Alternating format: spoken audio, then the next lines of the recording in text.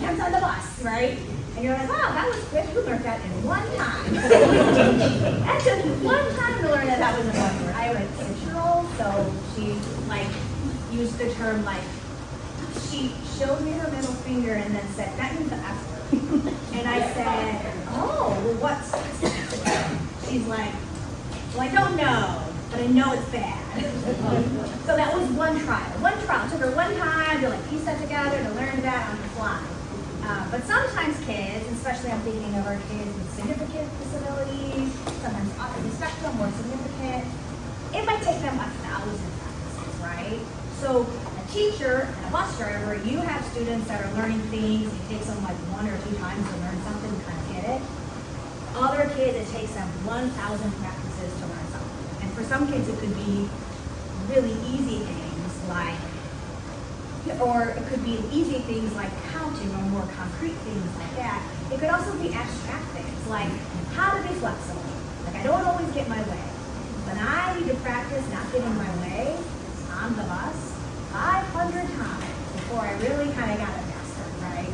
So all the kids are learning these skills, but our friends with special needs, it just often takes longer. And specifically special education would say they need a slightly different way of teaching, they might need a smaller group, etc.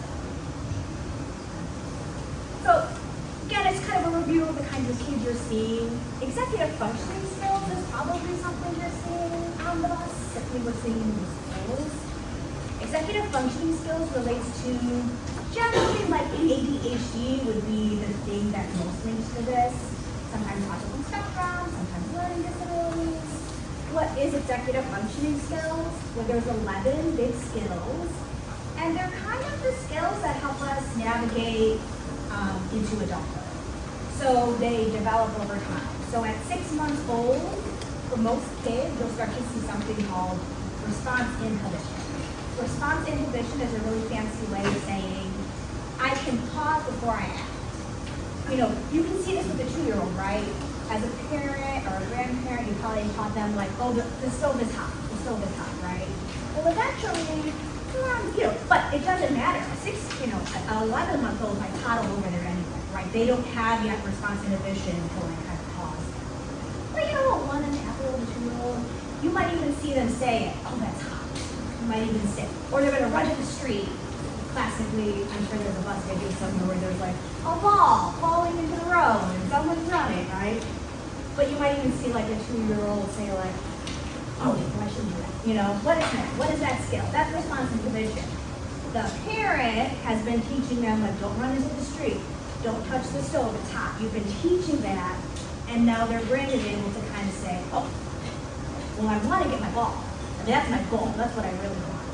And able to take that step and pause. So response inhibition is a really important executive functioning skill because it builds on other skills.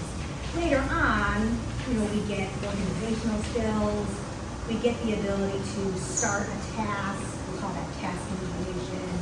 You get the ability to stay with something. The fancy way of saying that is sustained attention, but it's ultimately like staying with something. Eventually you get like planning, prioritizing, so all of those skills develop until about 25.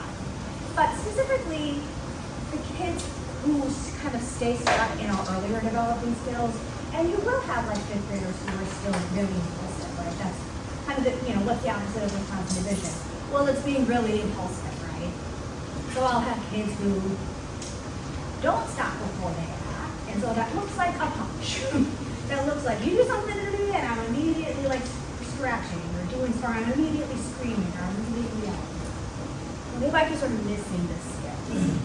Now, we can't jump into their brain and completely change how their brains are being wired, but we can kind of give them some tools to help with that. So later on, for example, one of the tools we will use for this is stop, breathe, choose. You know, choose something alternative to like hitting or screaming or whatever. But the choose almost isn't as important.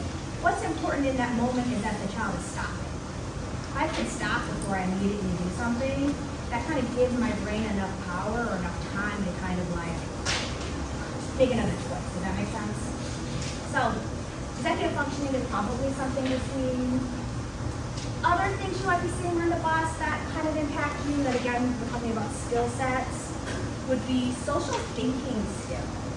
So this impacts some of our students who might have like ADHD and behaviors, certainly students who have autism spectrum type behaviors. What is social thinking? Social thinking is your ability to kind of read the room, to understand social nuances, to understand social interactions. This list is sort of developmental. So sometimes you'll hear teachers talk about the group plan, or I know like at Western Avenue, in the SLC program, for example, they talk about the we plan. Well, what is the group plan? What is the we plan? It's this idea that everyone has their own individual plan.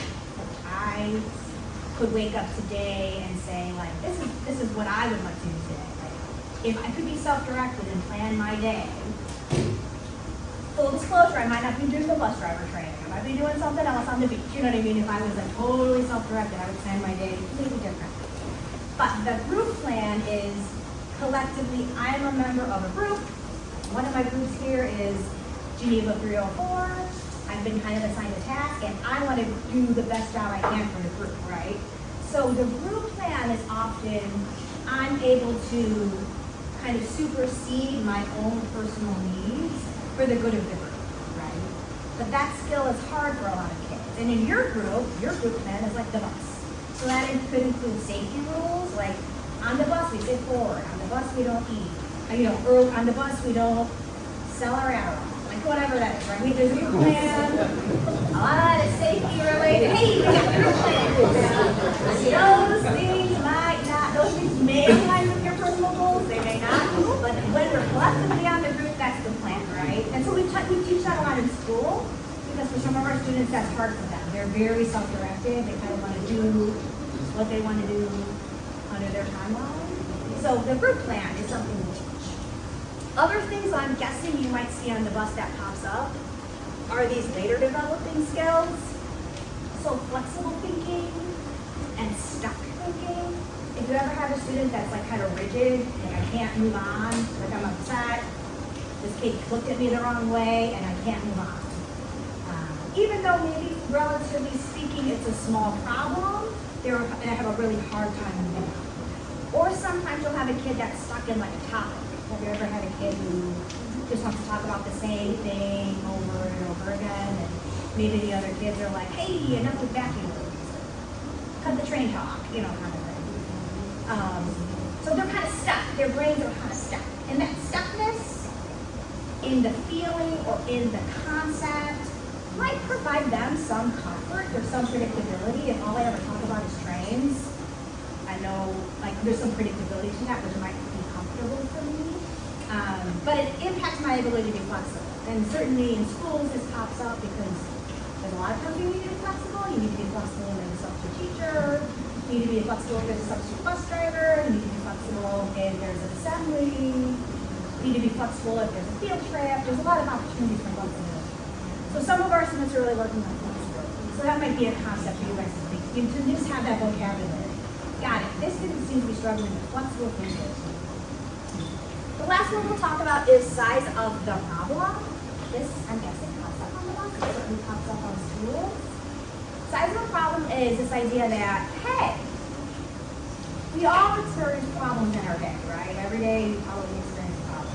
Some of them are like no big deal. Your pencil breaking, no big deal. Being a little late to something, no big deal. Maybe the bus not getting there right at 8:27, no big deal, right? That's a small problem. But sometimes our kids have really big reactions to small problems, or sometimes what I call like an everyday setback. Like, hey, life just happens. Like every day there's things that just kind of happen and occur. It's not an ideal world, but sometimes our students are really working on the capacity to, one, identify that was a small problem, but two, the two kind of match their reaction. A small problem should have a small reaction, right? Now there are times where you have a big problem. If there is a fire, hey, big problem. That's maybe okay to have a big reaction. Hopefully there's a couple people on there that, that's why we have adults around who can navigate that, to help you, calm you as we have it. But big problems exist, right? It's just, you shouldn't have the bus is on fire problem to my pencil issue, right? But some of our kids have really big reactions. So again, I just kind of wanted to like give you that vocabulary of like what might be happening for you is the kid might have inflexible thinking. They might be having a hard time with like their size of their problem, sizing that up. And a lot of that is like executive functioning related and just like perspective taking. They're probably in that moment still building up their capacity to take perspective. And again, some of our more typically developing kids, I'm guessing every child ever, I know me, you, probably had a big reaction to a small problem in the course of their life, right? That's essentially like what the terrible twos are, right? It's a whole year of like, hey, it's not that big of a deal. I just said no. You know, like, I said no, you don't have to have a meltdown. So all of us have that. It's just developmentally, most of that fades for us. By the time we get to elementary school, most kids are sort of able to kind of navigate an expected reaction. For our kids on the special needs, again, sometimes they need 1,000 practices with that before they get it. For other kids, might just need a few. Does that make sense? Okay. I kind of want to skip to like strategies then.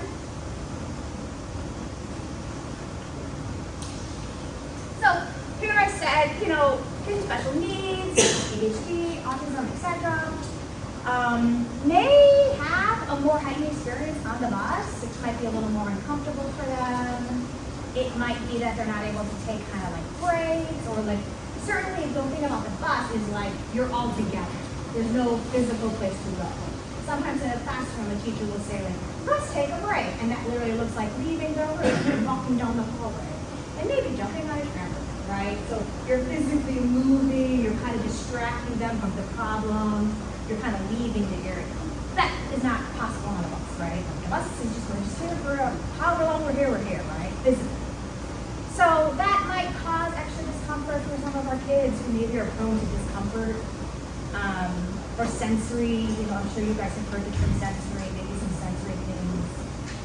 So certainly thoughtful about like, yeah, these things happen on the bus. So what are some ways to support kind of an escalated student? I'm going to go through some general strategies that I think could work for everyone, you know, adults. Actually, this is very funny, I have a minute here. I did a training, I do trainings with a lot of the assistants, the instructional assistants, and I did a training at South, maybe in February. And I was like setting up like I do, and there were several like really important people from central office coming in, and I kind of thought, I might be in the wrong spot. But then they're like, no, our meeting is at 8:15, and it was 7:30, so whatever, I was just gonna set up, do my little training, and then they were having some sort of big meeting. Okay. But that ended up looking like for example, the director of finance sat in on my training because he was just in the room anyways looking his lunch, right? So afterwards, I'm done, I'm like cleaning up, and he says, this was good stuff. Do you ever talk to the bus drivers? And I say, I do talk to the bus drivers. And then he says, oh yeah, but do you ever talk to them about like parents? Like angry parents? He was like, I understand, because I thought it was like, oh, we did this, talk about special needs. He's like, yeah, no, but like, what about like the parents who like go on the bus and are angry? I was like, oh, that's good, yeah, got it. I was like, I've never done that specifically. But I think to that end, general de-escalation strategies probably work on angry parents, does that make sense? I certainly have noticed that like, you can tell that flight attendants get this kind of training. Does that make sense? Because if someone gets a little heated, you can tell they're doing like a supportive stance and they're monitoring their voice level and stuff. So I would say the general strategies will, if in the event that there is a panic at board your bus and it's a little bad, those will work. But then we're going to talk about more like specific to special needs kids, if that makes sense. So general strategies. You know, ultimately a good rule of thumb is I cannot control you, I cannot control your behavior or your thoughts, but I can control me and my behavior and my kind of, my communication. So the first thing I'm going to do, whether that's a parent coming on the bus or certainly one of our students, maybe with special needs, is I'm going to think about my own I'm going to think about my own body, my own tone of voice, kind of the word choice that I'm making. So that looks like a variety of things. I want to think about my volume. A higher volume, if it kind of could be perceived as a yell, ultimately that might kind of make that situation more escalated, right? It's not going to probably de-escalate. The calmer you can be with your voice volume, the calmer that child will be. One way to think about this, I think there's sort of newer thoughts about the idea of a nervous system. Sometimes you'll read about the nervous system response people are having. So if a student is really escalated and upset, I can provide sort of a calming nervous system. Like I can model and my nervous system itself can be calm, right? With the goal of like, if I'm calm, if I'm relaxed, if I'm breathing at a normal pace, maybe that kind of helps them to breathe. It's not that dissimilar to, I think, parenting or grandparenting. If your child, if your grandchild is upset, you might rub their back and say, have a lower tone, kind of a comforting tone. Obviously, we're not like rubbing backs, giving rocking chairs, but it's kind of that similar idea, right? The more calm you can be, the more de-escalated the situation. Head nods are good, some sort of like non-verbal ways of validating are good. Consider eye contact for certain students. Too much eye contact might be kind of elevating. And certainly the student who's upset might not be giving you eye contact. That might be a couple of things. And that's okay. Kind of avoid maybe large gestures or the supportive stance we often teach is kind of like this, where you're kind of a little off balance. You're kind of one foot in front, one foot behind. It's kind of an open posture if possible. Again, couldn't write in bumps, so driving the bumps. So like, I'm not expecting standing, but being thoughtful of where your hands are going, etc. I also think it's not bad to notice the more open you are, that is supportive, but modulate that for your job. Does that make sense?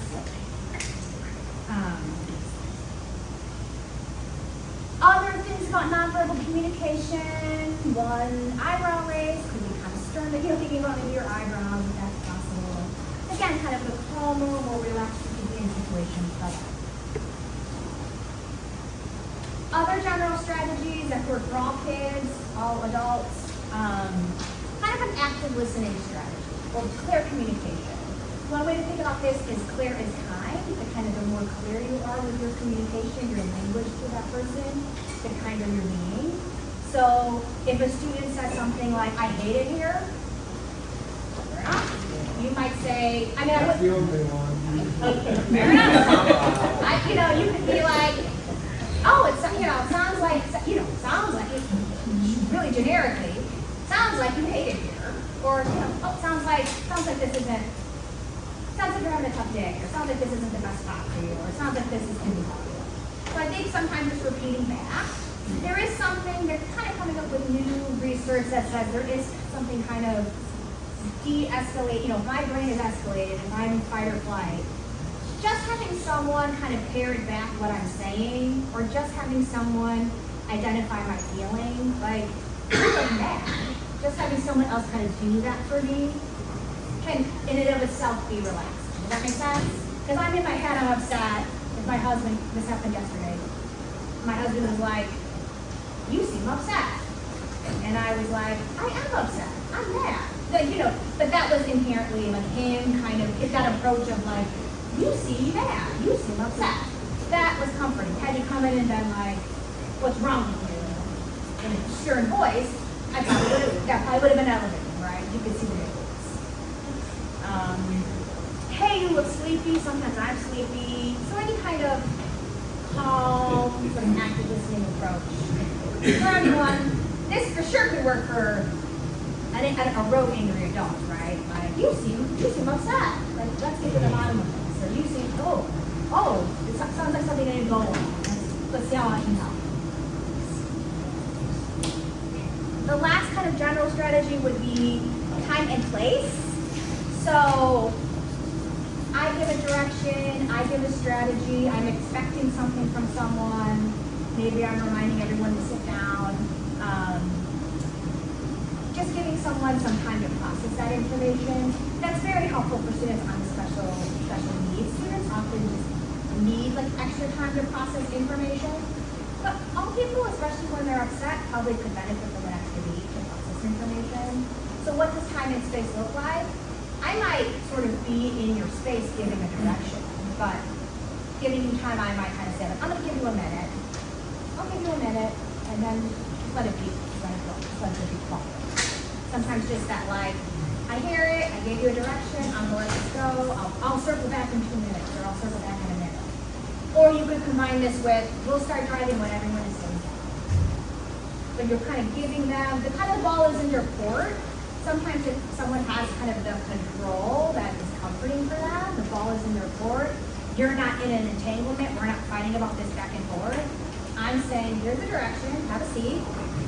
I'm gonna follow up in a minute. We'll start driving when everyone's in their seat. I'll follow up, giving you time and space. But I'm not kind of like on, if you think about like my nagging mom, this would be the opposite of that. Like you understand the direction, I'm gonna kind of like give you space and you can follow up. Does that make sense? So the last set of like really general strategies that could work for everyone, I also think certainly work for our special needs kids, but this is one of the ones I printed out for you guys, is the use of timers, choices, and if-then cues. So timers is kind of, there may be a student on your bus specifically where the case manager said use a timer. I don't think you need to use a fancy timer, that could be on your watch, but there could be a time where you say, okay, we're gonna be all done talking about Roblox in 1 minute. So I'm gonna set my timer, and when the timer goes off, all done with Roblox, and we sit down. Maybe the kids are coming on the bus and just sitting down talking about Roblox. Got it, you sound like you love Roblox. We're gonna talk about Roblox for 1 more minute, then it's time to sit, because we gotta get home. Does that make sense? So like, that's then you can use it. Or choices could work. Hey, do you need 2 more minutes or 3 more minutes?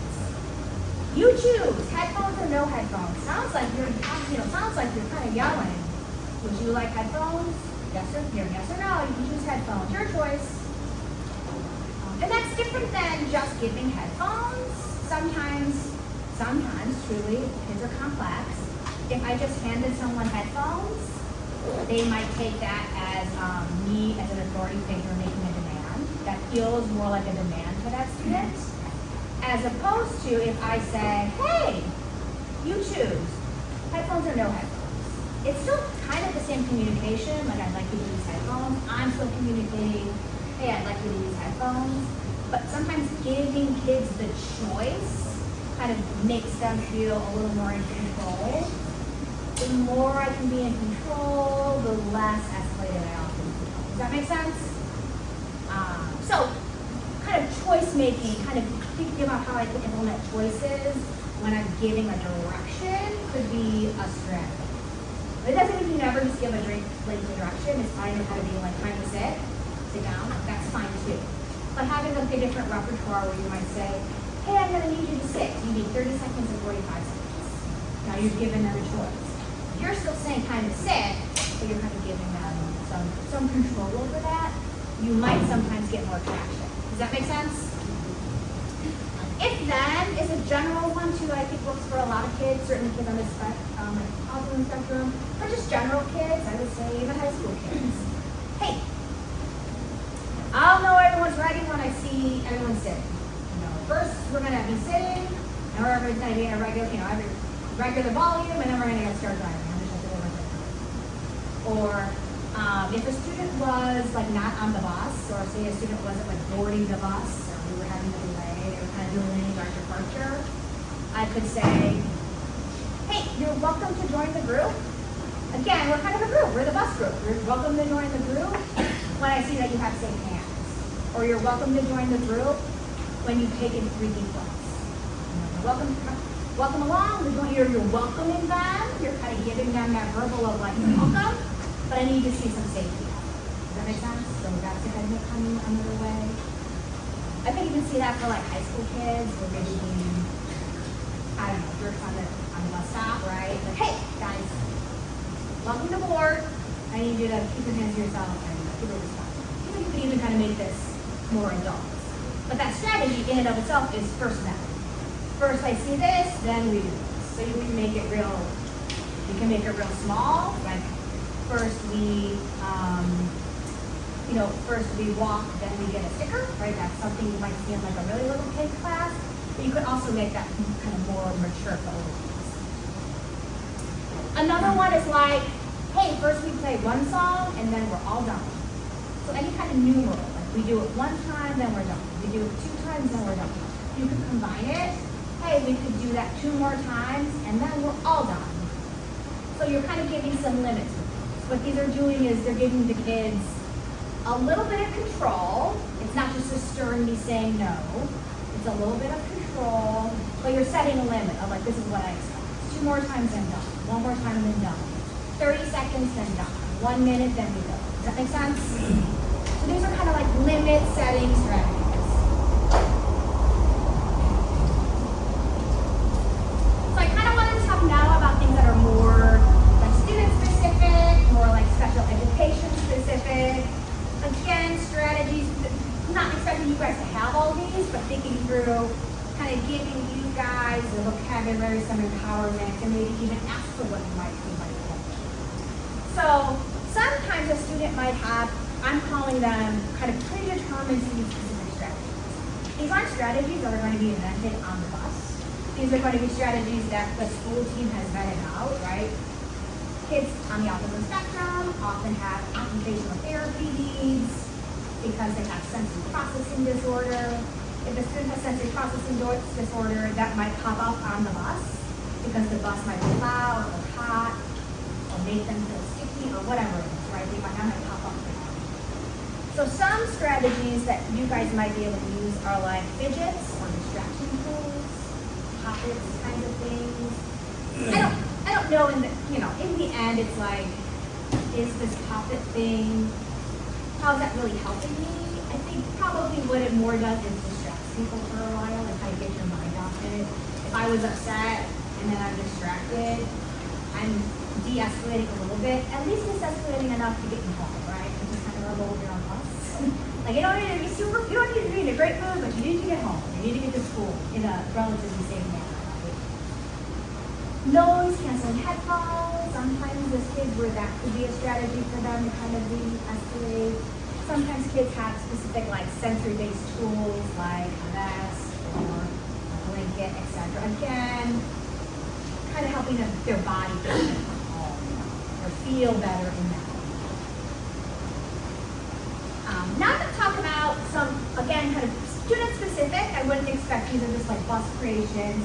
But I wanted to give you guys a lay of the land of what kids use, because my goal is that if you have a specific student where you're like, gosh, I really think they're having a hard time with size of the problem, or they're pretty inflexible, or having a hard time following my directions, it's possible that we can create something student specific for them on the bus. Does that make sense? Especially like if they're in SLC or FAST. So a couple student specific ones. This first one is like kind of a countdown, kind of that countdown timer, limit setting idea for a student who was often perseverating on topics, and this was impacting them socially. They would always go to the same little girl on the spot, like on the playground, and they would always want to talk to her and always ask her, and it was starting to be uncomfortable for her, right? She was kind of doing her best to give a vibe, and he was not picking up on the vibe, for lack of a better word, because he had social thinking deficit and building that up. But in the meantime, we put in kind of like, you can ask 3 times for her to play with you, and then we're all done. So you can ask, I'm not going to say you can't ask, but after you've asked her 3 times to play, if she's still saying no, we need to accept her no, or no is her no. Does that make sense? So that's sometimes a kind of a limit, a more specific limit setting. We have those more generic ones, this one would be more specific. Another kind of limit setting would be, a student was kind of swearing. We had a kindergartner who was doing, I wouldn't say, he would sometimes use really big words to express I'm mad. So instead of saying I'm mad, he would say I'm going to kill you. Okay. So we did our due diligence was done. It did not seem like he was planning on killing you. But what was he doing in that moment, right? He was using really big words to describe his feelings, right? So in kindergarten, we're going to work on, hey, when you use words words like that, it's like a size of the problem. Like then it becomes a big problem, and then your words almost are the problem. But that wasn't the original problem. The original problem was what happened to make you feel mad. So you can say things like, I need help, I need space, I feel frustrated, this is hard. You can use other words and we will help you with that feeling. But if you swear, if you cuss out your teacher, if you say I'm going to kill you, that's hard because we have to address that and we have to address your feelings. Does that make sense? So that boy's getting all that instruction in school. But also we wanted to kind of create a visual for like, hey, red words, when you swear, that's confusing. As the adult, I'm confused. Because my first thought is, geez, I wonder if he's going to kill me. Like that's the communication you're giving, right? When I rule that out, then I have to dig deep to be like, what's wrong? So if you just let me know what's wrong right away, we can address it. Does that make sense? So he's getting that instruction. But potentially if you had a student where you're like, gosh, this kid's always saying these really big, we call them red words, these big comments, it doesn't seem like he needs it. He's only in kindergarten. You know, there's maybe some ways you could have like a bus version. Does that make sense? Like, just like, same thing on the bus, just like we have red words and green words in school, we have red words and green words at lunch recess, we have red words and green words on the bus. What are some things you could do on the bus? You could teach that during social work, and you could get a visual for the bus. Does that make sense?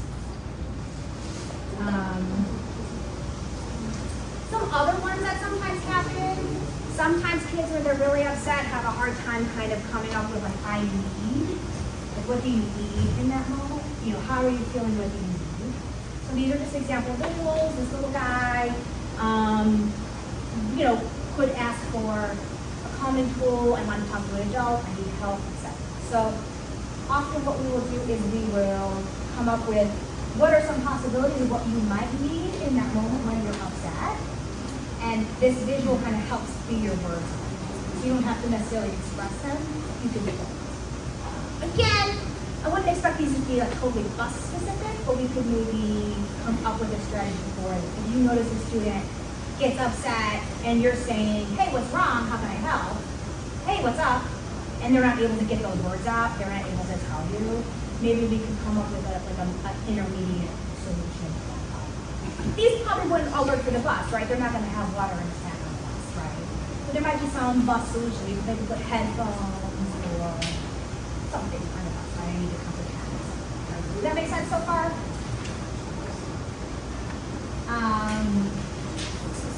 This one, you don't have to look at all the strategies, but this was what I was talking about earlier with executive functioning skills.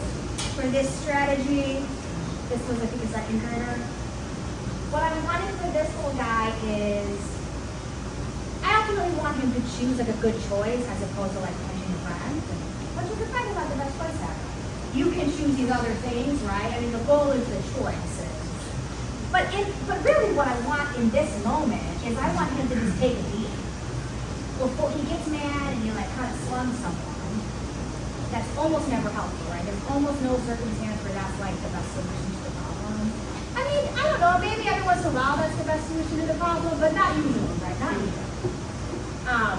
So I just want him to pause. That's the executive functioning piece. I know you're mad, I want you to pause. What am I doing in the pause? I'm taking a breath. It's giving my body something to do. I take 3 breaths, that's giving me something to do. If I get oxygen to my brain, that's a little bit calming naturally, and then I can do so even if we don't have this giant fancy thing, even just the cue of like, hey, take a beat, take 3 breaths, hey, stop and take a breath, in and of itself is sort of an intervention because you're just letting that kid to stop. But certainly if you have a kid that's particularly physical on the bus, we might be able to come up with something, at least the vocabulary of like stop and think. Stop, breathe, choose. You can kind of use that vocabulary to really make some difference. Or at least get that practice. Does that make sense?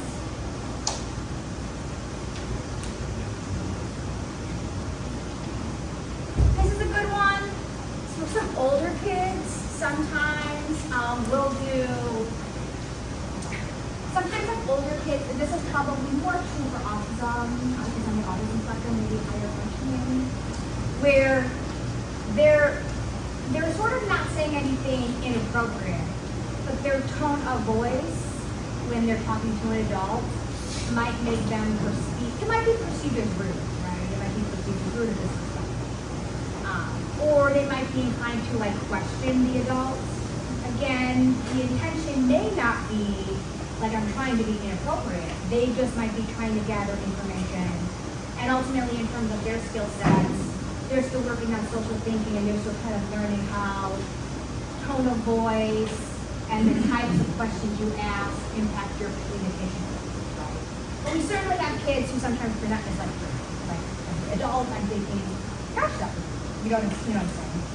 Does that make sense? Have you ever met that kid? Yeah. I'm thinking of older kids. I'm thinking of older kids at middle school, high school students. So sometimes what we'll do is we'll give that kid like a sentence stem. Like, these are some ways you can communicate with your teammate, your bus driver, your PE teacher, the lunchroom supervisor in a way that doesn't come off as so inappropriate or unexpected. Like if you just say, that's stupid, I'm not doing it, well, that comes off as rude and kind of unexpected, right? But what are some other ways you can communicate, hey, I'm not comfortable with this, or I don't like this, or I'm a little unsure, right? Really what that kid is saying in that moment is probably those things, but it can come off as kind of abrasive. Does that make sense? So we might give them a sentence down, like, I did it another way, or I see your point, I would like to include. Okay, fine. You can say, a kid could come up to me and say, I see your point, I also would like to add. Fine, I can accept that as communication. It's better than, I think that's stupid, I don't want to do it, right? You're kind of communicating a similar thing for giving them the words. So, I don't know if an older kid kind of had an attitude, for lack of a better term, on the bus. We can maybe work with some like sentence, what are some things you can do on this, right? Or the social worker could work on like some bus systems. This one is one for like a younger kid, like show ready. Sometimes I can see that being a thing where a kid has some impulsivity, is maybe kind of handsy, a lot of motor movements. So sometimes we'll just teach kids like show ready. What does it look like to be ready at lunch? What does it look like to be ready on the bus? Well, it looks like I'm sitting. It looks like my hand is to myself. And I would even sometimes go a step further as opposed to just saying hands to yourself. What are my hands really doing? My hands are kind of clutched to my side. Or my hands are maybe like on my iPad or something. Or my hands are on my headphones. So kind of giving them in space what I want my hands to be doing. The more concrete we can be with what I want my hands to be doing, what I want my feet to look like. For some learners, that's kind of giving them a map of what I really want to see. So for this student, it was like folded hands to my side, and then I wait. I wait. Sometimes I'm making a guess that when you're driving the bus, there's some level of waiting, right? You go to the first stop, you wait a little bit. You go to the second stop, you wait a little bit.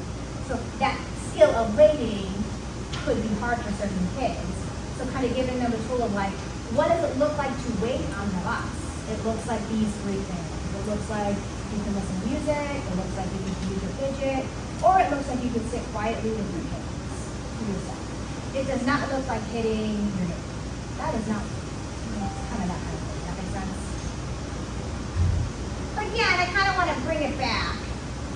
If that same kid, that impulsive kid, that bouncy kid is hitting your neighbor, it's probably, you can kind of see the skill gap, right? You can kind of see, they're working on executive function skills. They're working on their ability to win. They're working on perspective taking skills. Got it. They're working on these skills. Are there ways to kind of bring some of these strategies so that it works for them? Does that make sense? Okay. Another one that we often will use is like social stories. So a social story is like a reenactment of what we would expect to see. So for this student, this is a middle school student, we wrote, when it is time to learn, I can be flexible, I follow the week plan or the group plan. It's time to learn, my aide will help me with the week plan. Yelling makes it harder for other kids to learn.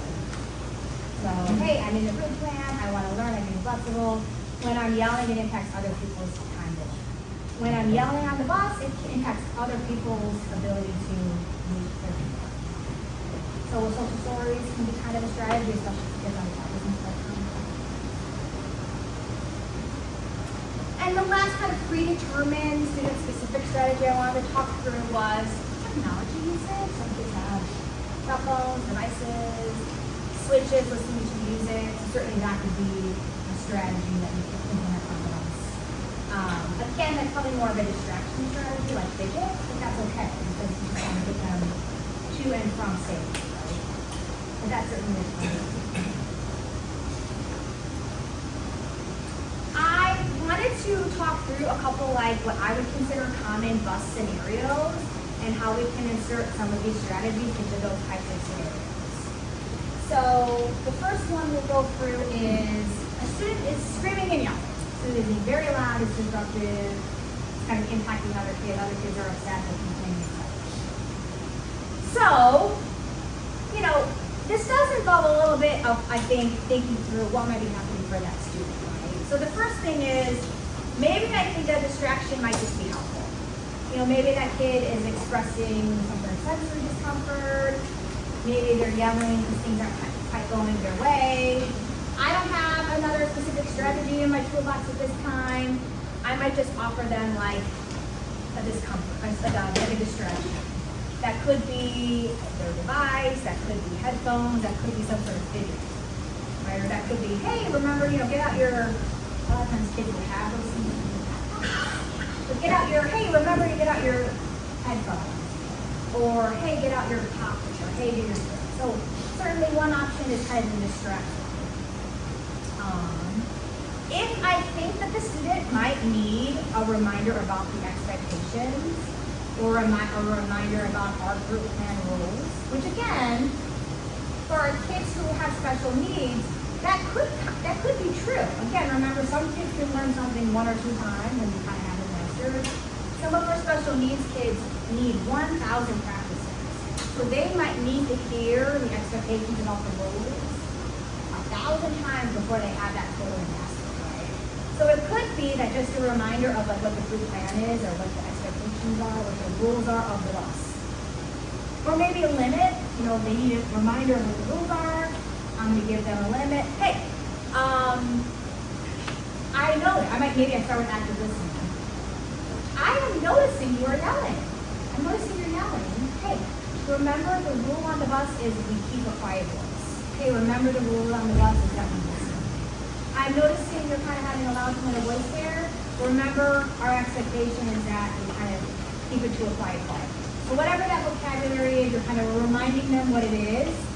And then you could say, hey, how about I'm going to follow up in 30 seconds and I'd like us to be called on. So I'm going to set a timer, and in 30 seconds I'd like us to be called on. That might be one strategy, or a countdown. Yelling can be done in 5, 4, 3, 2, 1. Those are the options. Or maybe do an if then. I'm noticing you're yelling. You know, first we're going to stop yelling, and then we can help find your device. You can use your switch. So, you know, I don't know that that will always work, but certainly that would be a more general. That solution might work for a kid who doesn't usually scream, and you're kind of like, here, they don't usually yell. But I'm going to kind of give them some boundaries and do that.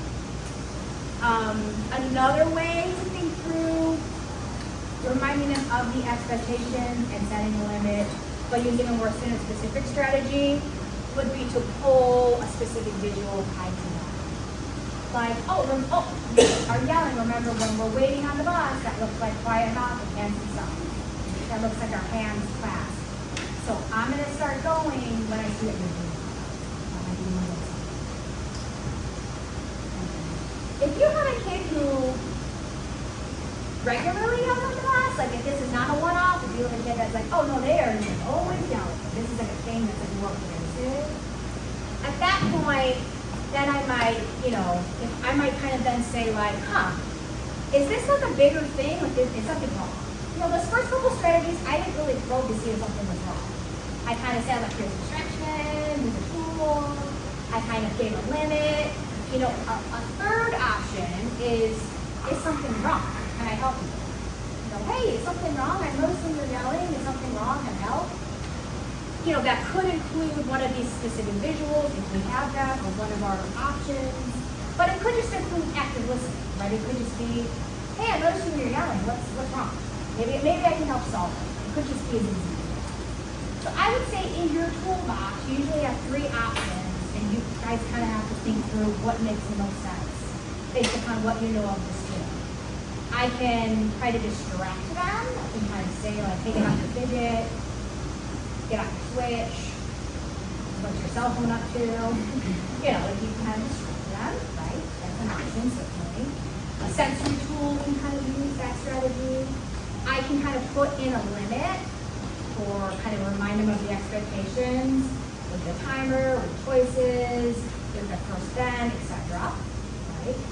Or I can kind of lean in more to like, what's wrong? How can I help? And I think any of those options could probably work on any sort of behavior based on what you know of the student. If it's a kid that's never upset and they're crying, maybe your natural instinct is to say, hey, what's wrong? That kind of makes sense to me. If it's just a regular kid you've never seen upset before, it makes sense to me to be like, hey, what's wrong? Are you okay, buddy? That might be enough for that kid. Again, just acknowledging someone's upset sometimes helps them feel better. I'm guessing most 16-year-old boys, they're really upset, and they're going to ever say, hey, what's wrong? Can I help? We're going to be like, it's cool. But you've done your due diligence, right? Like, you know what I mean? If you have a kid that is consistently screaming, consistently refusing to follow directions, etc., maybe active listening isn't going to totally work for that kid, right? So you might need a more specific kind of strategy. Or that limit setting really works sometimes, because you're not being very verbal, you're just getting the limit. First this, then this. We've also through SLC sometimes done like bus tickets, bus coupons, if you were on the bus, you get some tickets in class. Certainly, one thing I would like to encourage you guys is, I want to kind of give you some of that vocabulary about what we're often doing in the schools, so you guys can think through what are some terms, what are some possible strategies, so that if you need help, you can kind of help support. Does that make sense? So, case managers and SLC and FAST in specific, those are our programs here in UVA, are available for consultation. So that would look like you reaching out to your kind of leadership and Brandy and kind of saying, hey, this is kind of consistently happening. Is there a way to solve this?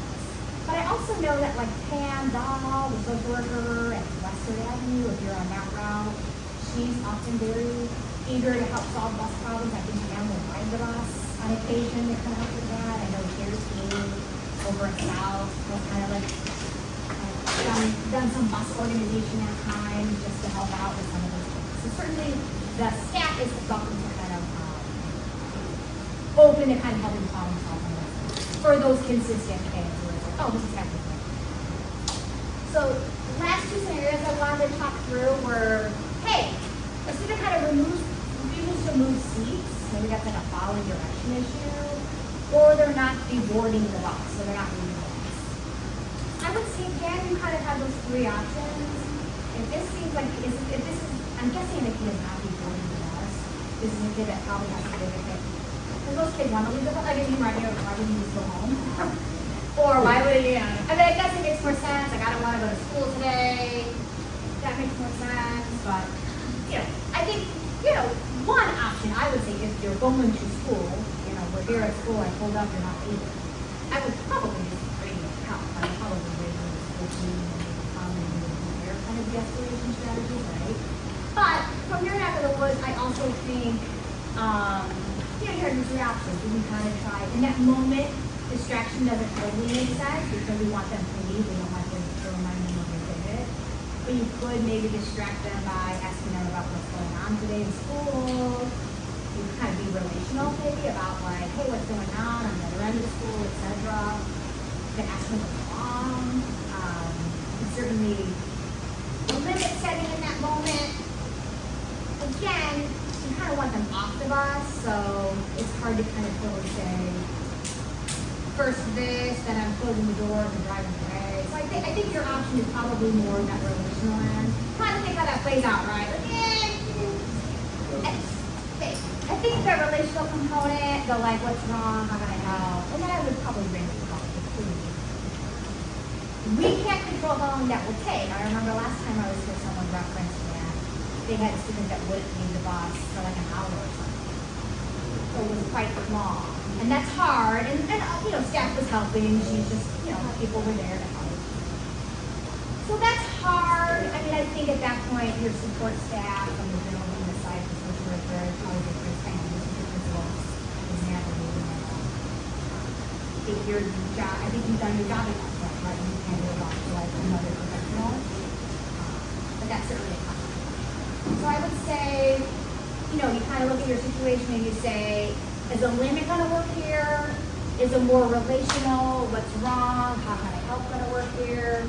Or is a distraction going to work here? Well, those probably your three things of tools in the toolbox. Another one I'm going to close off with this is like, I know the kids are just pushing other kids' buttons. And this might even be potentially like, you might have a scenario where like the special education kid just happens. I know special education kids who will get really upset and have a big reaction to certain things. And I know this, and you know who else knows this? The additional 7th grade boys and girls. Right, like the other kids know this too. So they might do things to push the buttons of my special ed kids. Is this scenario making sense? And they might know what's going to get under someone's skin. And I'm guessing for them there's some payoff that kid gets upset. There's some payoff for that, right? But how do I handle that? I mean, I think for that kid, if a kid is like pretty average and I know they're pretty typical and they don't have special needs necessarily themselves, I think a limit is appropriate, and maybe that's like a referral. Hey, a conversation or like, hey, I'm seeing this, I'm noticing this. But I think a limit is okay. Like, hey, I'm noticing that you're kind of egging this kid on. I need you to stop, right? I'm going to count to 3, I need you to know we're all done with this. That's not fair. So I think a limit in that scenario is okay. Because presumably that kid in question is sort of developmentally appropriate, has okay executive functioning skills, and the limit makes sense. I probably wouldn't ask them what's wrong, because I don't know that they're having like a feeling attached to it. Right? They're sort of trying to figure it out. The flip side is, say, a special needs student who does seem to have some delays, who does seem to have some specific learning needs, is sort of repeatedly bothering the other kids in their environment. That can happen too, right? They're loud talking, maybe they sit too close, maybe they have the volume or their eyes really loud, etc. If I know that the student in question probably has some developmental delays or autism, etc., maybe I approach that with more of a reminder of the expectation. And maybe I kind of even problem solve like changing a seat or getting them a different spot on the bus. I might problem solve that. So same scenario, 2 different kind of student profiles, I might handle it differently. Does that make sense? So I do think how you handle it when you think about your category probably depends on what you know about it. I'll end with that. Because in education, we always kind of student specific and kind of these are and sometimes they're just a knucklehead and you need to be like, this is a limit knucklehead, and sometimes they're one of my friends and they need some extra TLC, homeschool, bus, lunch, etc. Thank you.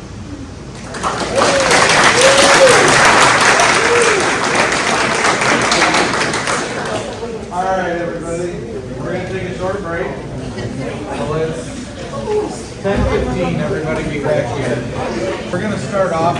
We have one person HR wanted me to bring up today that it is a milestone amount of years. He is not here today. Most of you probably know who it is. He is still recovering from his procedure. But Dave Carey has hit 25 years of service this year.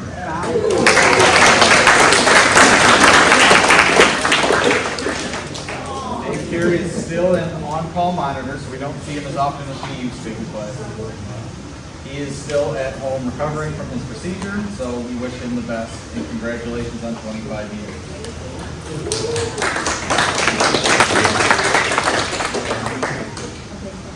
I'm sure some of you have met and seen some of the new faces in here today. We have some new drivers.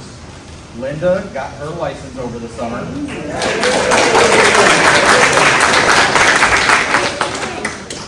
Over the summer, we also trained Kevin Kennedy. There's Linda. Kevin Kennedy is a new driver.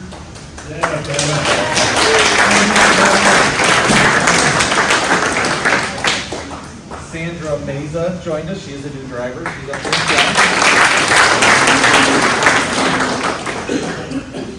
We also have 2 new monitors. We have Quinetta and Lindette. So please welcome them aboard, bring them in, give them the ins and outs of how we operate here at Geneva. Last year, we only had 3 accidents. This is significantly better than we did the past year. And only 2 were our fault. One of them, we cut a corner too tight and hit a truck. Then one of them, we got too close to a parked car and hit their mirror. The other one, unrelated to us, was activity bus was being used and they backed into a car. So I add that activity one in there though, because just to reiterate that nobody should be backing without a spot. And at that, do not let the public try to back you up. More than once, we've allowed a parent, a homeowner, somebody else to back us up other than somebody in transportation, and we've backed into mailboxes because they don't know how to help guide us back. So then we're fixing someone's mailbox. Please, if you need to back up, wait for one of us to come out there. I'm sure you guys have heard it on the radio. Other drivers that are empty will say, hey, I can run over there and help them. That's fine. Do not let the public help you back up.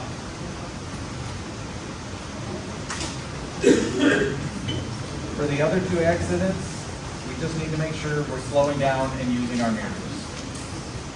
That is, unfortunately, that is probably 90% of the accidents we've had over the past couple of years are always mirror related. You gotta make sure you're using your mirrors, and you gotta make sure you adjust them. A lot of people have asked about the 2-hour training that is next week. That is going to be one of the stations there, is how to set your mirrors. Everybody should be setting their mirrors when they get into their bus at the beginning of the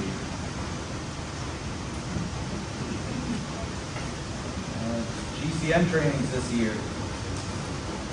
Slightly longer than last year. It is about roughly 2 hours and 48 minutes long worth of GCM. Again, these are not ones that I get to pick. They are mandated by the state. And they have different intervals on when you have to do different ones. Got it? No, these are done on your own. They do need to be completed by, I believe it's October. Is it October or November, Brandy? Oh, she walked in. I'm pretty sure it's by October 1st. Is it October or November they have to have GCMs done? You have it until October, the first weekend of October. That's okay. When we have that 4-day weekend. So you have until Columbus Day weekend to get your GCMs done. The ones you guys have to go through are behavioral interventions for students with disabilities, child abuse, DCFS mandated reporter, de-escalation, sexual harassment, social emotional learning, and Title IX. Now, these are for drivers that are returning this year. If you are a new hire, your list is probably significantly longer. So just be aware of that.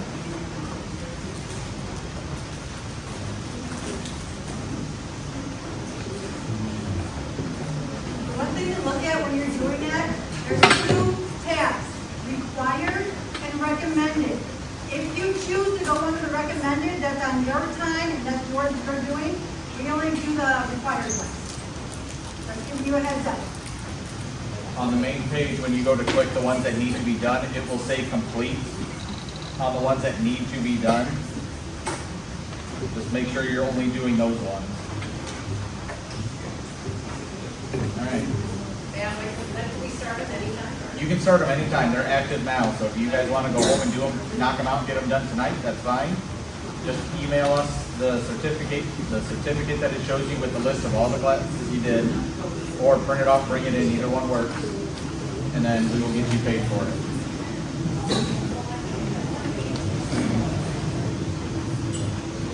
Just a reminder, clauses that may lead to immediate dismissal is violation of Board of Education policy or of any rule and or regulation of the Federal Motor Carrier Safety Administration. I know that's a long one. FMCSA, if you hear me say it any other time. To include Drug and Alcohol Clearinghouse, any rule or regulation of the Illinois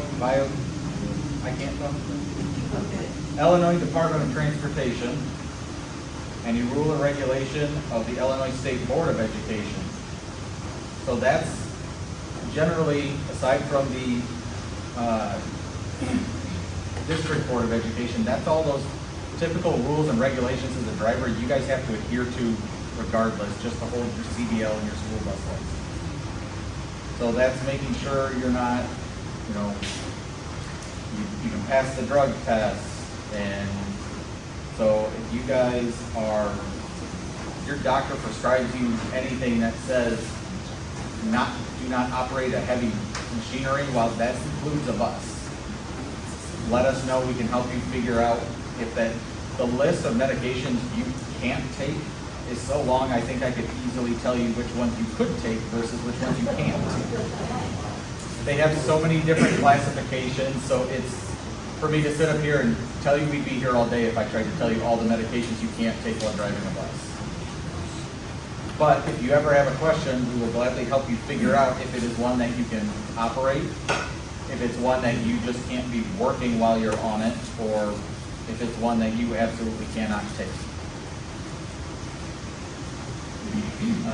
Gross insubordination or misconduct could be grounds for immediate dismissal.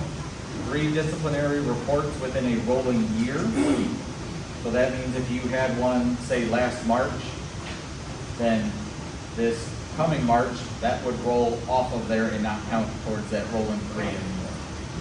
So it doesn't necessarily follow your school year anymore, it is a rolling year. What's the difference between insubordination and gross?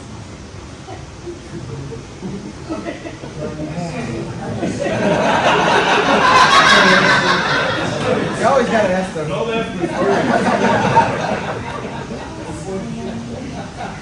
Gross insubordination would be a scenario in which we tell you to do something and you turn around and either tell us no or do it anyways. That has something to do with the safety of people around you or the children on the bus. Would be gross insubordination.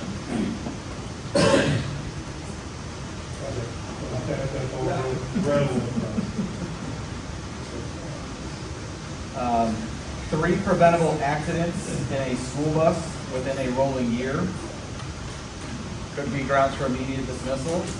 I will tell you, if you get too many accidents marked on your license specifically while driving, we have noticed in the past that those people have gotten more likely pulled for a random when it comes to renewing their license, as in having to retake your test. Dave?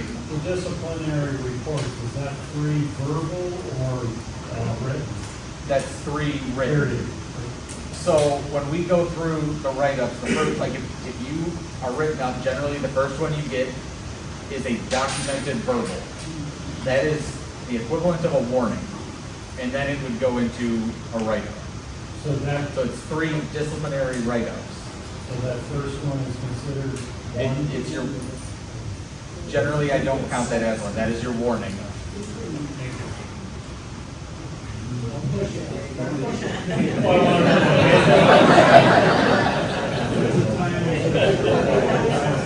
Falsification of time records or manipulation of time reporting process Essentially, if you are misleading, putting down wrong time, and you are found that, say you're putting down that you clocked out at 3:57 every day, and then we find you're sitting on your bus by 3:45 every day, that is lying about your time. I will also say, over the summer we found this, and if you haven't found it yet, wouldn't go looking for it, but it's there, is in your clock in and clock out on your phone. When you're in there, when you look at your timesheet, there is an edit button. Do not use the edit button. One person, aside from our office, has found it. We've talked to IT, and it's an all or nothing, so if they shut it off, nobody in the district has it. So, it will be there. However, when we look at your timesheets, when Kendall starts going through them at the end of the 2 weeks to send them to payroll, we can see who has changed their timesheet. She can see if I've made an adjustment to your timesheet, if Brandy has. So if you make an adjustment and use that edit button, we will see it. So I'm just throwing it out there now. If you find the edit button, do not use the edit button.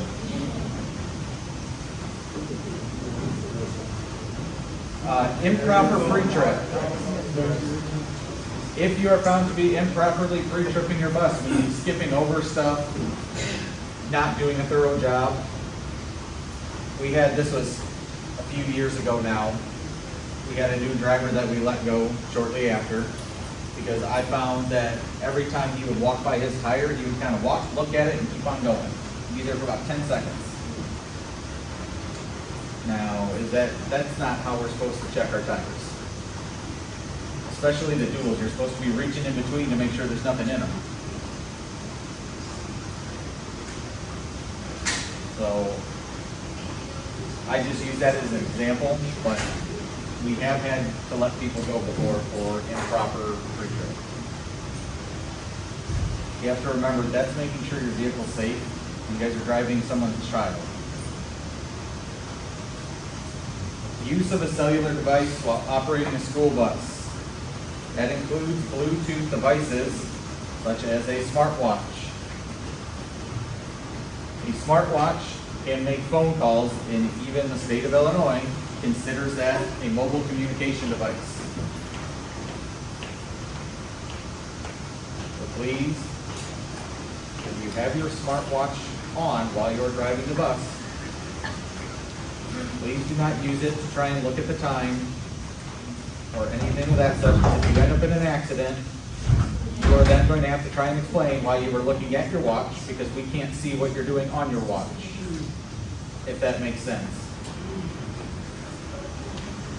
It could be a totally innocent thing, but now you're trying to explain to everybody what the heck happened, and it's your word versus somebody else if you were in an accident. Failure to pass a drug or alcohol test, and with the exception of an emergency, failure to be on the school bus while the engine is running and students on board. So unless you are in an emergency in which you would need to maybe go put your triangles out or something, you can briefly leave the bus, as long as you take the key with you, to go deal with that situation, then get back on the bus. There is no other situation where we should be getting off the bus without the students.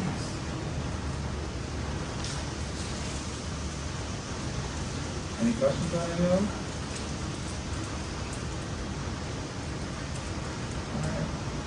Now, what about if people have earbuds, wireless earbuds, can they use it for GPS? Wireless, like earbuds, or are you talking like a hearing aid? No, like if they have their GPS hooked in, No, if they they- have their phone hooked to that little thing in their ear, are they allowed to use that for GPS? No, you can't, because we're not supposed to have things in our ears while we're driving to begin with, except with the exception of a hearing aid. So, no.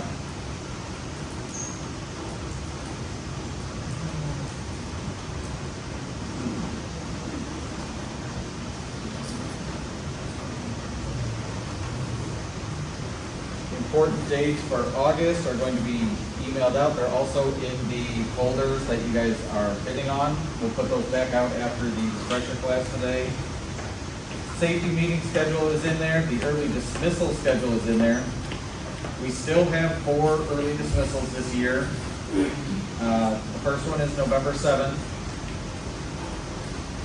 I talked to the admin group and trying to get rid of early dismissals, or at the very least give us more time in between high school and elementary so we're not having to cover 17 extra routes.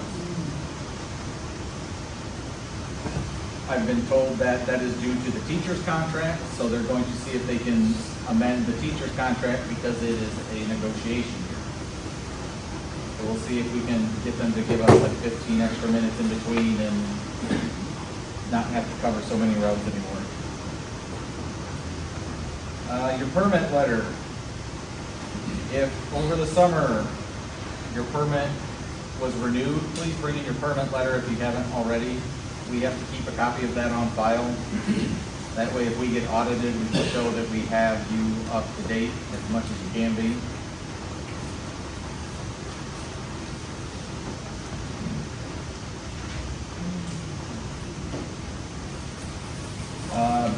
Routes for IMRF this year. Reminder is the route has to be 3 hours and 27 minutes long to qualify for IMRF. I'll say it again, it's 3 hours and 27 minutes. So, if you're trying to get IMRF, that is the route time you want to look for. There are, I think we're at 4 or 5 routes that unfortunately will not qualify. So, yep, you can do field trips to make up for that.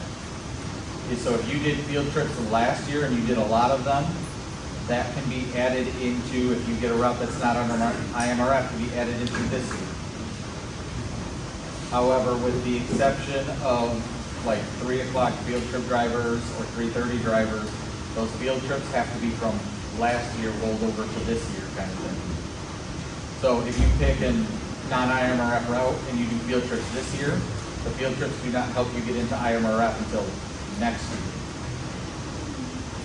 On that, for sped routes, it should just be a total of 20, because each day is kind of different.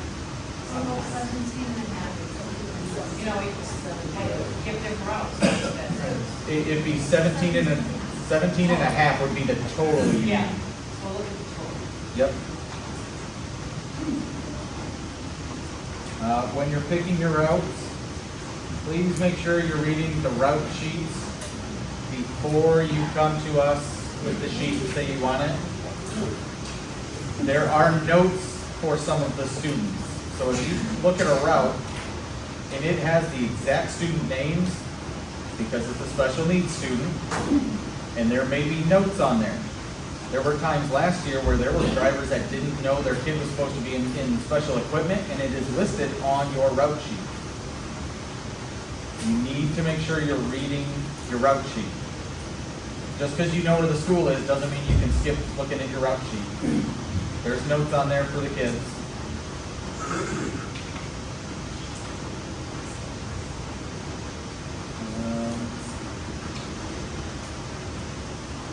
You guys all know routes are Thursday and Friday this week in seniority order. We will actually, because we had to make some changes, and you'll notice a route was removed because the student that went to the school in Chicago is no longer going to Chicago anymore. That route got removed. We are actually fully staffed for the first time in a couple of years at the start of school. So,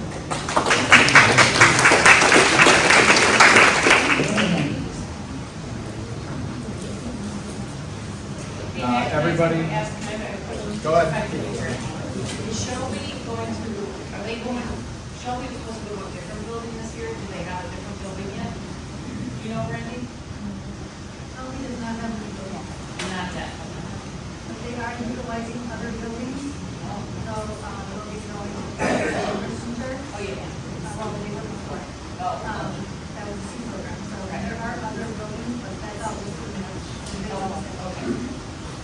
Everybody should have gotten a copy of the schedule, either paper or emailed to you. I know it's been emailed out several times, so just make sure you know what your time slot is. Everybody gets a 10-minute time slot to come pick on their day.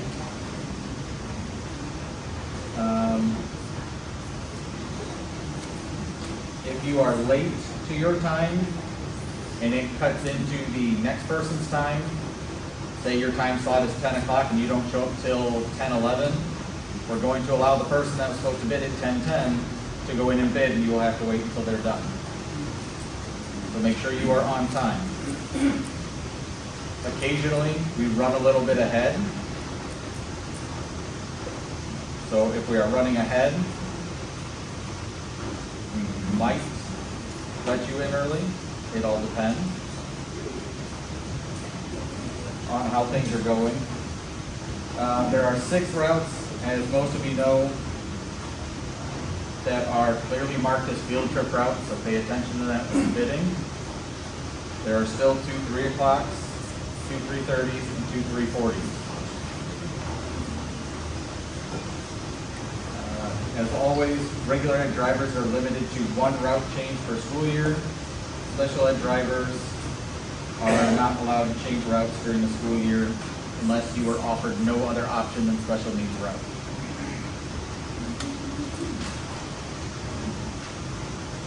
After you bid, we'll give you your route folder with your student, with all of your calendars and information.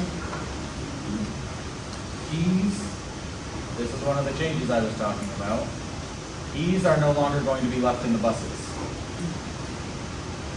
We're doing this for a couple of different reasons. Some of the biggest reasons are we had an issue with people checking in last year. And even after we pulled those people in specifically and reminded them that they had to come to the office to check in, because we have to physically see you to make sure you are fit for duty for that day. People were going to their buses and calling us saying, "I'm here." So, we're now going to have the keys in the office, and you'll have to pick up your key from Kelly or Brandy every morning. The other reason is, as we went through trying to sell our buses this year, we found a large amount of keys that have gone missing. Now, the big bus keys aren't horribly expensive, but those little bus keys are $90+ a key. One of our brand new buses that we just got and very limited people have driven is already missing its key. So, again, we are going to have the keys in the office. They will not be left on the buses. So after AM routes and after PM routes, you'll have to bring your keys in. Yes? So is she physically gonna hand us, or we grab them off a board? Nope, she'll physically hand them to you. What about field trips, if you have an evening trip? That'll be an exception because you have a field trip sheet. We know you have a field trip. That would be the only exception, is field trips. Our bus is gonna be parked at the middle school? Nope, the parking lot has been completed, and it's not today, but he's coming out later today. I'm going back and forth with an engineer on the restriping because I disagree with his layout. They're coming out to, they're gonna restripe the old staff parking, and that will be bus parking. So all buses will be here this next year. Claudia? Buses in day 3 and 4, we can do the garage lots. Those would probably do that easily. We'll discuss that one further and figure out a solution for that one. Josh? What would be the key procedure for weekend field trips? Key procedure for field trips Over the is weekend.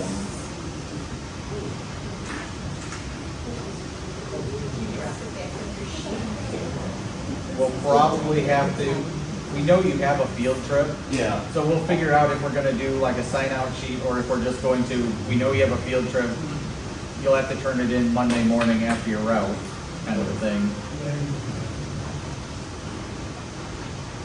Any other questions on that?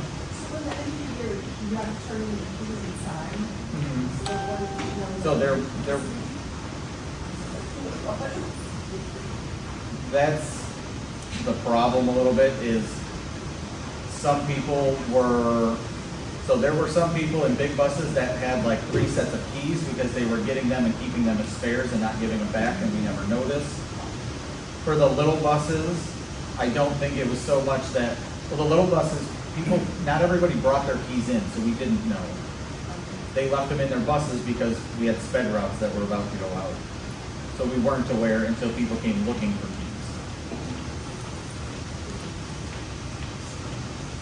Any other questions on the keys?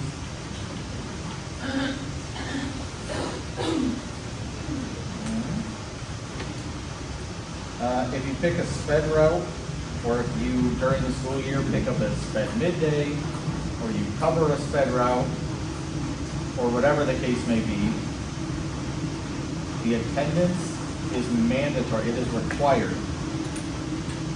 It's not, it's for a state report. We have to keep track of these students' specific attendance for reimbursement purposes. So if we don't have their attendance, we get 0 reimbursement for that student. And that is where a majority of our reimbursement comes from, is from the special needs program.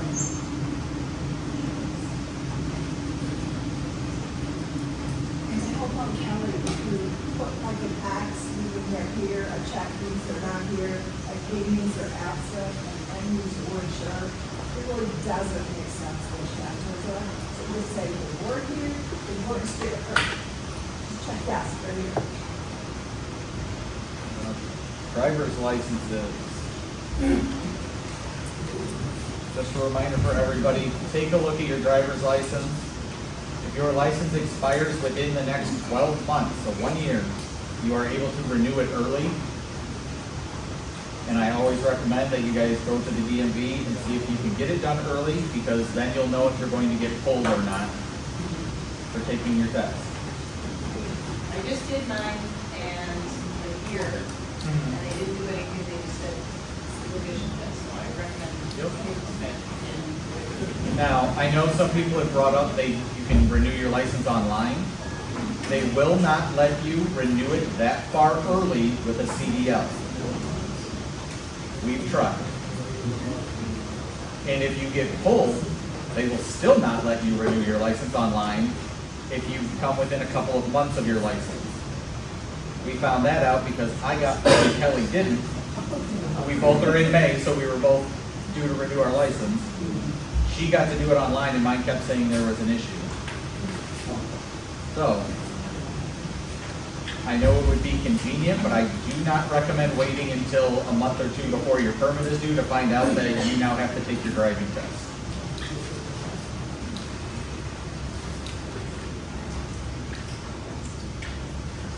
Radio checks. Just a reminder for everybody, because we had a problem with this too, is this isn't a thing we have to do for, I can't remember if it's federal or state, but it is a requirement that we have you guys do these, that you check in, that way we know you guys are going out with a properly working radio and can communicate with us. You have to call in. Well, now we'll have everybody checking in. You're not at the middle school, so you don't have to call in there, but you still need to call in and say that your bus is empty. The RTB, there was a lot of drivers who were not calling in after their last route saying that they were empty and coming back. That is a requirement we have to do, and we have to keep paperwork on it. That way, if we get audited for some reason, we can say, yes, we made sure that everybody came back empty. Dave? How would you like us to do the radio check in the morning so that we do our pre-bus inspection?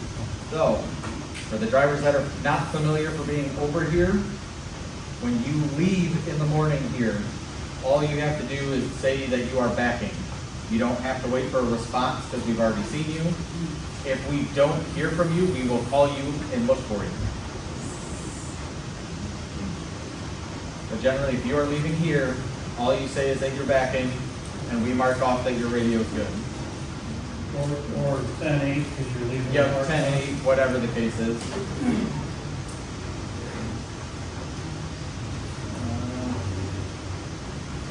Route changes.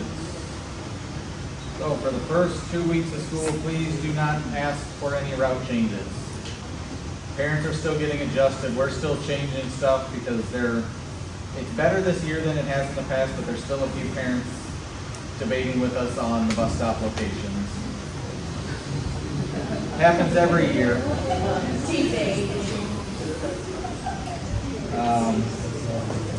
Please do not make any changes to the route or stops without approval.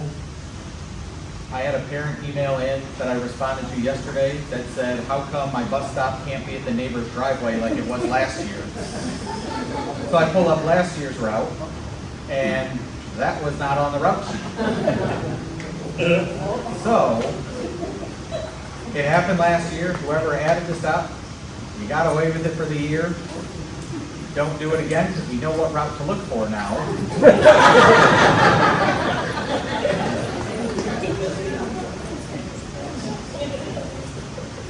I know I was actually having a discussion about this with the superintendent the other day, is that a lot of the parents out here are very used to their students not having to walk very far. It's just something they've become used to, and over time we've decided we're going to move to corner stops because it's a lot easier, especially for sub-drivers, or any driver for that matter, for the first couple of days, weeks, but for sub-drivers too, so that you're not trying to read house numbers as you go down the street. It's difficult for any driver. But they're not used to it. Around us, most of the districts have neighborhood stops. We have some of the shortest walk distances around. Our elementary walk distance is 1/4 mile, when the state says we can make them walk 1.5 miles. And yet, the parents will still ask you, can you please pick my child up here instead? So, please, do not make sweetheart stops for the children.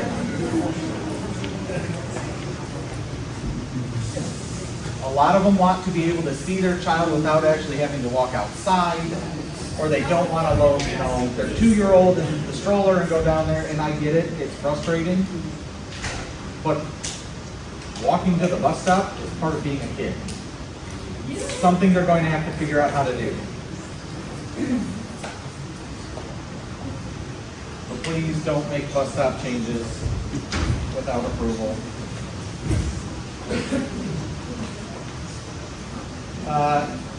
If you are running late in the morning, please let us know as soon as possible. If you are going to be 10 minutes late or more, we're covering your route. There's no point in coming and clocking. Call us and let us know, but we're not going to let you clock in. You've missed your route for the day. Because the sub-drivers do not have, at the 10-minute mark, that's 10 of your 15-minute pre-trip. The subs do not have time to go and get your bus ready now.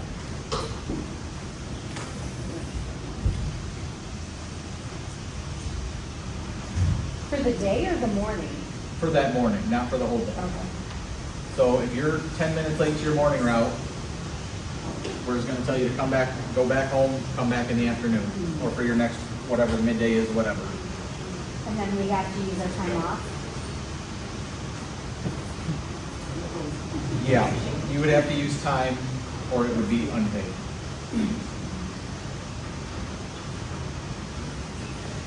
Forms. We are not, technology and payroll wants me to do this. I don't think it's gonna work yet. We're not going to use the time off in the Skyward system on your phone yet. Please keep filling out the forms and give them to Kelly. They are really pushing for it, but nobody can give me a definitive answer on if it's going to work appropriately, because you guys have a different style schedule than everybody else in the district. Nobody can confirm with me that if you say you take off your 1 hour midday, so you take 1/3 of a day, that it's actually going to pay you 1 hour, or is it going to pay you 1/3 of a day? Well, I'm sure everybody would like that. But the opposite could happen, Scott, that you could take a half a day and end up with less hours because your morning route is longer and you took off, or the versus your morning route's longer, you take off the morning than your PM, you might end up with less hours than what you were supposed to get. So nobody can give me a definitive answer on how this is gonna work yet. So at some point, I might ask somebody to put in a request for time off and we're gonna see how it works. Obviously, it will be kicked back so that it doesn't take anything from you, but we will have to trial it at some point to see how it happens. But as it stands, those will still be on the paper form.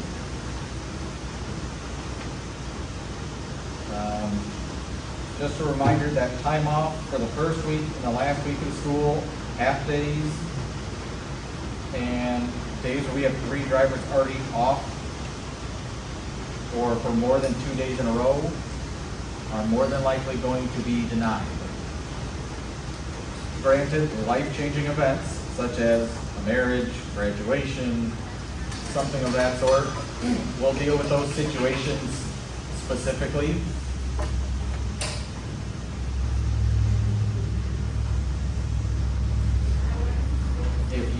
If your request is denied and you choose to take off anyways, it will go in your file.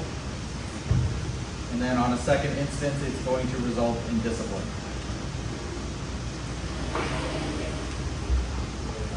Sick and personal time will not be approved adjacent to a school holiday.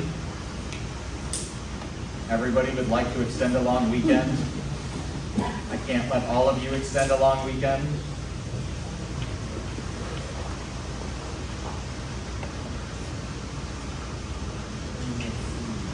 If you call in sick and it is adjacent to a school holiday or a half day, you will be asked to bring in a doctor's note.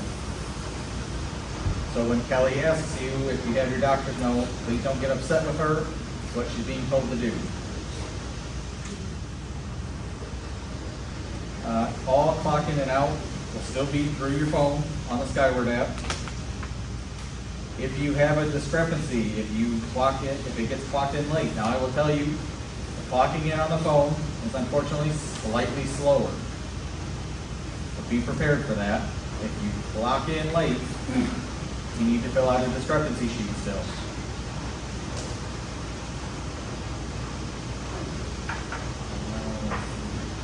If you call in sick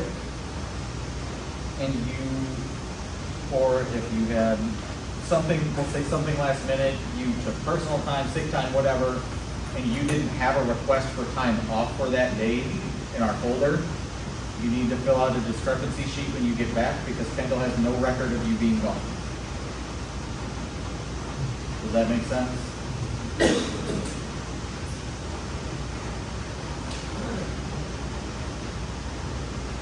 We have to submit for today's meeting. Do you have to submit for the meeting today? I don't think anybody clocked in today. No, I mean, you signed it. I did. Oh, you signed it? No, you'll all get paid for that. We have to submit. I don't believe you'll have to. Is that a doctor's note for that? I don't believe you'll have to, Rudy, but I have to confirm it.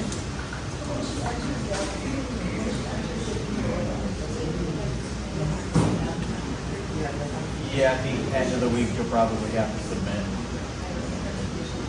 Or you submit both weeks next week. Let's see. Don't forget, bus conduct reports are over where the clock in and clock out sheets by the computer over there. Please set your discipline straight at the beginning of the school year. Don't be one of the people that comes into the office third of the way through the school year or halfway through the school year and says you've got your buses out of control and it's been like that all year. It does not make it easy to try and get the kids back in order once they've gone that long. Field trip forms, the miles. We're getting some interesting mileages from people on the field trip forms. If you are an assigned field trip driver, meaning you're a 3 o'clock field trip driver, you're starting at the school, because you went straight from your route to the school. Your mileage starts from the school where you're picking the kids up. If you are starting here, your mileage starts here. Now, we've also had instances where two drivers go on a trip and one comes back with almost double the miles the other one did. So I'm not quite sure what happened there. But just a reminder, it is preferred you bring food with you if you know you're going to be there all day, because we need you close by in case something happens. If you ultimately need to go get food, please track the miles that you went to go get the food and just write on there, -5 miles or whatever for lunch, something. We're trying not to charge the school building because you guys ran to get lunch.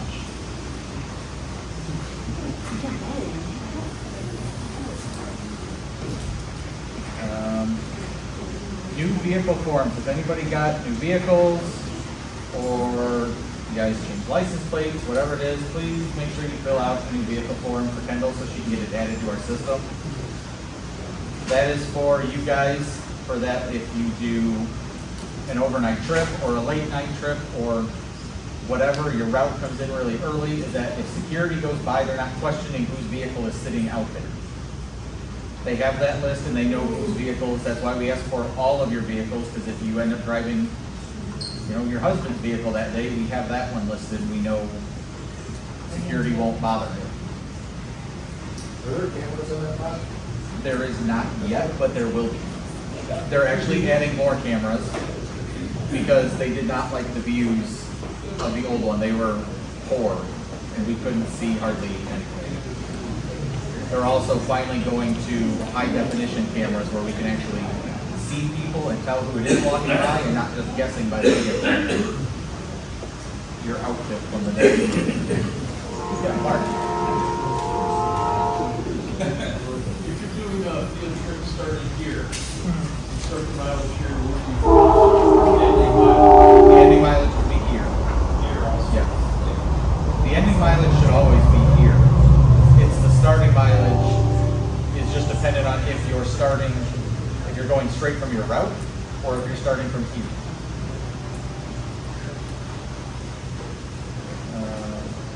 If you're starting from the route, it's actually from your last stop. No, we started from the school, because normally your route would have miles built into it to come back here anyways. So we just started from the school.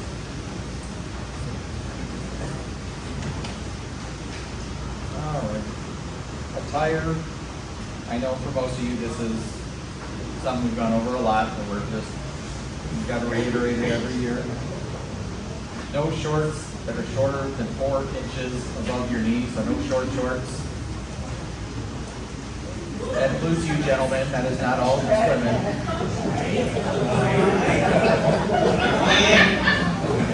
You gotta be all inclusive here. No flip-flops, Crocs, sandals, moccasins, slingbacks, heels that are more than 1.5 inches.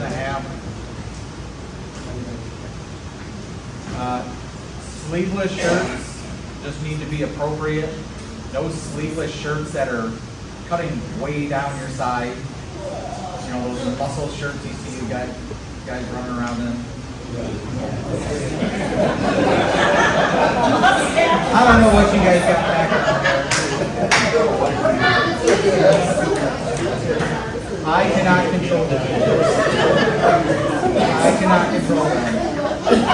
As long as it's appropriate though, no bar stuff on there, no alcohol, appropriate clothing. I shouldn't have to say that, but I've watched somebody come in a bar shirt before thinking I wouldn't know what a bar is. Why are you wearing that? What do you mean? Well, I know exactly what that is. Why are you wearing it?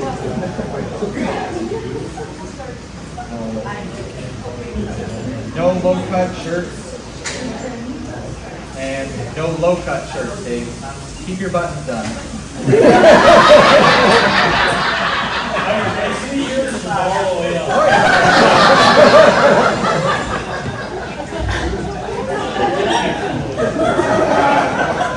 And same thing with t-shirts. No t-shirts with inappropriate slogans or logos. It's all common sense. Wear stuff you would wear around young children. And I know that's a little bit discretionary, because I might wear something around my daughter I wouldn't wear here, but.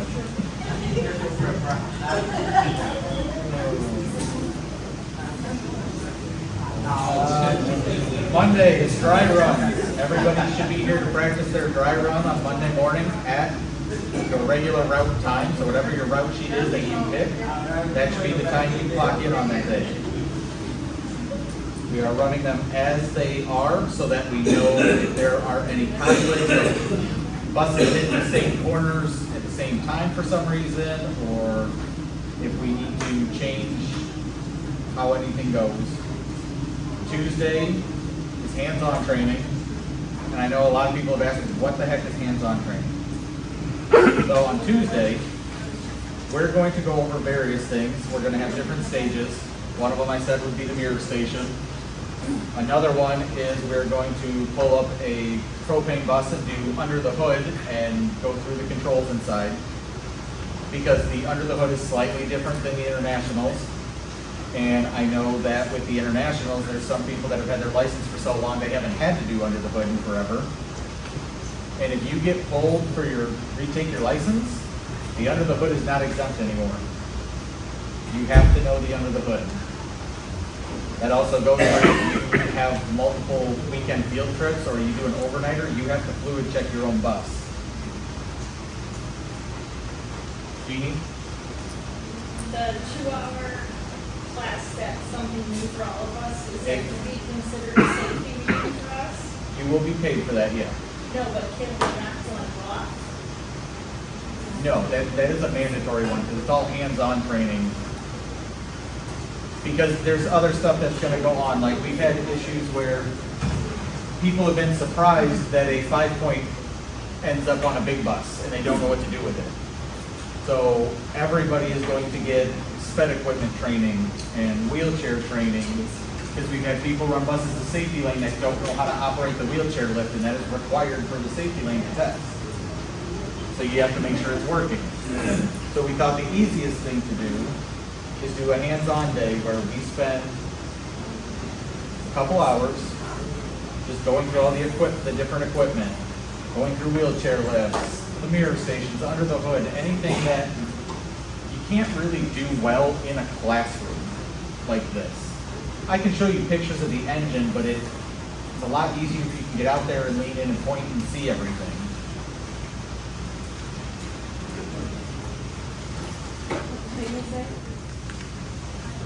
Ages 8 to 10. Yes. If routes are being driven, is there a second date for the hands-on? If you're driving a route, we will arrange something so that you can still get it done. Because it's still something I would like everybody to do. Any questions on anything so far?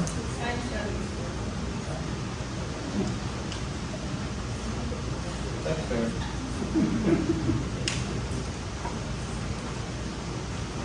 Most of it, the rest of this stuff is stuff we go over in safety meetings anyways.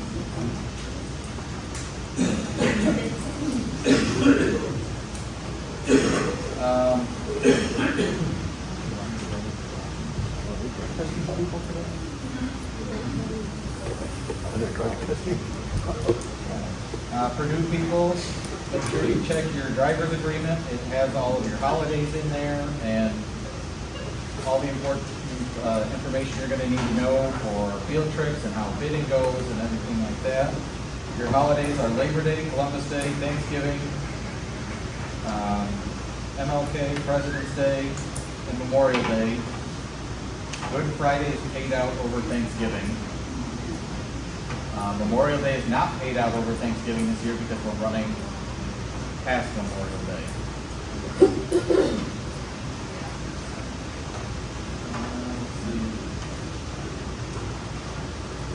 That's it. All right, if you do, Suzanne?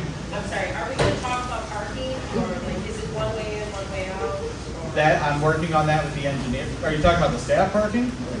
Yeah, that. Yeah, there will be signs for that because I was told they do want it to be one way in, one way out. So we already ordered the signs, we're just waiting for the stakes to get here and those are gonna go in They want it to be one way in is up here by handicap, and the out is on the back side over there. Are we gonna enter through here, or is that changing? You gotta enter through our normal entrance. The county still will not allow us to add a second entrance. Okay. Scott? It's getting added within the next couple, it's supposed to be added either this week or next week. There will be a keypad there so you guys can fob in through the back door. And a door handle so you can open that door after you fob in. Marvin?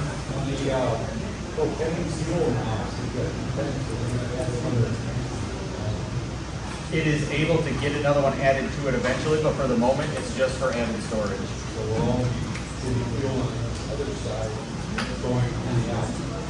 No, you would line up going straight along the curb. Yeah. So you'd be facing south.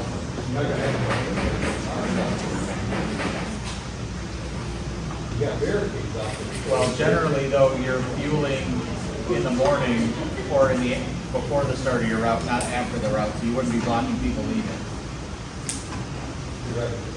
Theoretically, yeah. We'll see how it goes. If we got to adjust stuff, we will, but do it.